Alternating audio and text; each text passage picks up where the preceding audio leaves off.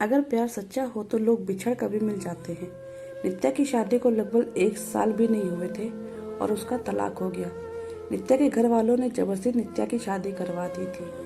शादी के कुछ 3 महीने बाद ही उसके पति राकेश का व्यवहार बदल गया। वो नित्या से हमेशा झगड़ता ही रहता था। राकेश एक कंपनी में काम करता था और रोज शाम को देरी से घर आता था, क्योंकि ऑफिस के काम के बाद वो दारू पीने के लिए रुक जाता था। घर आकर वो नित्या को हर छोटी छोटी बात पर बहस करता था और उसे खरी खोटी सुनाता था। वो नित्या को ये भी बोल देता था कि चली जा तू यहाँ से, मुझे तेरी कोई जरूरत नहीं है, बहुत मिल जाएंगी तेरी जैसी। नित्या उसका ये व्यवहार चुपचाप सहन कर रही थी। उसने अपने घर पर भी इसके बारे में कुछ नहीं बताया था। वो अपने घर वालों से नाराज थी, क्योंकि उन्होंने जबरदस्ती उसकी शादी जो करवाई थी। नित्या अविनाश से प्यार करती थी और जब ये बात नित्या के घर वालों को पता चली तो उन्होंने जबरदस्ती उसकी शादी करवा दी। अविनाश उस वक्त कुछ नहीं कर पाया, क्योंकि नित्या के पापा ने अविनाश के खिलाफ पुलिस कंप्लेन कर दिया था कि वो नित्या को परेशान करता है और इसी कारण वो कुछ दिनों के लिए जेल में था। ये सब के बारे में नित्या को कुछ भी नहीं पता था। नित्या अपनी शादीशुदा जिंदगी में बहुत परेशान थी। कुछ महीने ऐसा ही चलता रहा। राकेश थोड़ा भी नहीं बदला था। फिर नित्या ने सोचा कि अब वो उस रिश्ते में और नहीं रह सकती और उसने राकेश से तलाक लेने का फैसला कर लिया और फिर उनका तलाक हो गया। तलाक के बाद नित्या ने अपने मम्मी पापा को सब कुछ बता दिया और उन्होंने नित्या को बहुत डांटा कि क्या हो गया था ऐसा कि तलाक ले लिया, अब क्या करेगी, कहाँ जाएगी, कौन करेगा इसे शादी। ये सब सुनकर नित्या ने उनके साथ रहने से इनकार कर दिया। वो एक छोटी सी कंपनी में काम करने लगी और कंपनी द्वारा दिए गए घर में रहती थी। उसे कभी कभी अविनाश की याद बहुत आती थी, लेकिन उसने अविनाश से कभी संपर्क करने की कोशिश ही नहीं की। वो सोचती थी कि अब उसे किसी पर बोझ नहीं बनना। वो अपने पैरों पे खड़ा होना चाहती थी। वो अपना पूरा समय अपने काम को देती थी। उसका काम इतना अच्छा था कि 4 महीनों में ही उसका प्रमोशन हो गया और वो अपने डिपार्टमेंट की हेड बन गई। प्रमोशन के 1 महीने बाद उसे उसकी कंपनी के तरफ से एक मीटिंग अटेंड करने के लिए विदेश जाने का अवसर मिला। नित्या अपने काम में बहुत तरक्की कर रही थी। अब उसके मम्मी पापा को भी नित्या पर बहुत फक्र महसूस हो रहा था। अब वो पछता रहे थे कि उन्होंने उसकी शादी गलत घर में कर दी थी।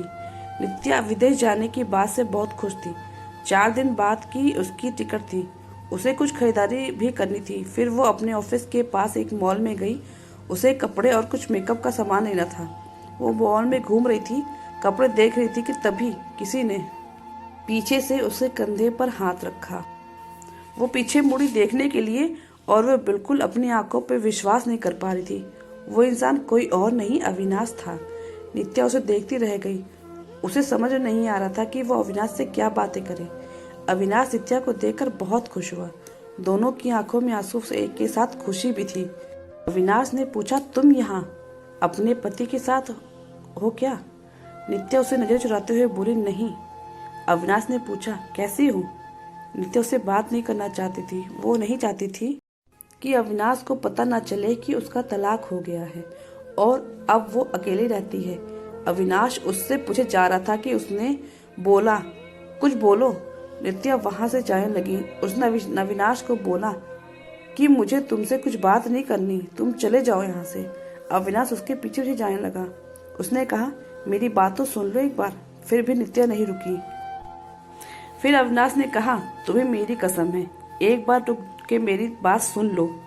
फिर नित्या क्या करती, आखिर उसके दिल में भी अभी अविनाश के लिए प्यार था, तो वो रुक गई। फिर अविनाश ने कहा कि कहीं बैठकर बात करते हैं। फिर वे दोनों मॉल के एक रेस्टोरेंट में गए। अविनाश ने उससे पूछा, कैसी हो? वो बोली, ठीक हूँ। अविनाश ने उसके पति के बारे में पूछा कि वो कैसा है, तुम्हारा ध्यान रखता है ना? नित्या चुप थी। अविनाश ने बोला, क्या हुआ, तुम चुप क्यों हो, कुछ बोलो, तुम्हें कोई परेशानी तो नहीं है? नित्या बोली, मेरा तलाक हो गया है। अविनाश को ये सुनते ही एक उम्मीद की किरण दिखने लगी। उसने पूछा, कब और क्यों? नित्या ने उसे सब बताया। अविनाश ने बोला, फिर अब तुम अकेले क्यों रहती हो? तुम अपने मम्मी पापा के पास क्यों नहीं गई या मुझे संपर्क करने की कोशिश क्यों नहीं की? नित्या बोली, तुम अगर मुझसे प्यार ही करते थे तो जब मेरी शादी हुई तब क्यों नहीं आए मुझे लेने? कहाँ थे तुम? उस वक्त मैं बिल्कुल अकेली हो गई थी और मजबूरी में शादी हो गई मेरी। अविनाश ने पूछा, क्या तुम्हारे पापा ने नहीं बताया कि उन्होंने मुझ पे पुलिस केस कर दिया था? मैं जेल में था कुछ महीने से।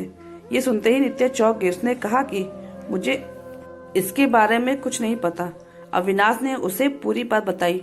नित्या बोली, मैं माफी मांगती हूँ तुमसे अपने पापा की तरफ से।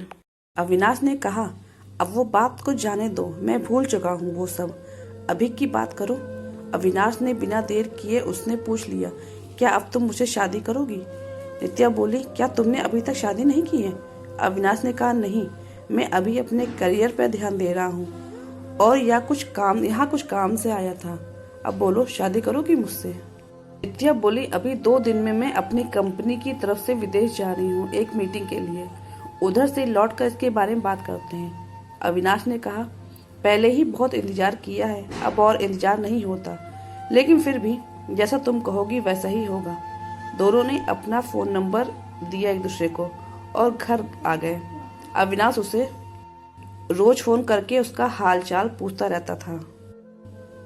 1 सप्ताह बाद नित्या अपनी मीटिंग खत्म करके लौट आई थी। अविनाश उससे मिलने के लिए बोल रहा था, लेकिन नित्या अपने ऑफिस में बहुत व्यस्त रहती थी। उसने कहा, हम रविवार को मिलेंगे। फिर दोनों रविवार को उसी मॉल में मिले। अविनाश ने पहले ही उसके मीटिंग और काम के बारे में पूछा कि सब ठीक चल रहा है ना? नित्या ने कहा, हाँ सब ठीक है। फिर अविनाश ने उससे शादी का पूछा। तुमने कहा था कि आगे बताओगे, शादी करोगे कि नहीं? तो अब बोलो, क्या सोचा है? नित्या तो अविनाश से प्यार करती ही थी और अब उसे मौका मिला था अपने प्यार के साथ पूरी जिंदगी बिताने का। उसने तुरंत हाँ कर दिया। दोनों बहुत खुश थे। नित्या ने अपने घर पर अविनाश के बारे में सब कुछ बता दिया और इस बार उसके घर वाले उसके इस फैसले से मान गए, क्योंकि पहले उनसे एक गलती हो चुकी थी। अब वो फिर से अपनी बेटी को तकलीफ में नहीं देखना चाहते थे। 1 महीने बाद उनके परिवार ने उनकी शादी करवा दी। अविनाश ने अपना खुद का एक बिजनेस स्टार्ट किया था, तो अब नित्या उसके साथ उसके बिजनेस में हाथ बटाती थी और वो दोनों खुशी खुशी हमेशा के लिए एक साथ हो गए। तो दोस्तों, कैसी लगी ये कहानी? आपको अच्छी लगी तो चैनल को लाइक और सब्सक्राइब जरूर कीजिएगा और कमेंट करके जरूर बताइएगा कि किस किस के साथ ऐसा हुआ है।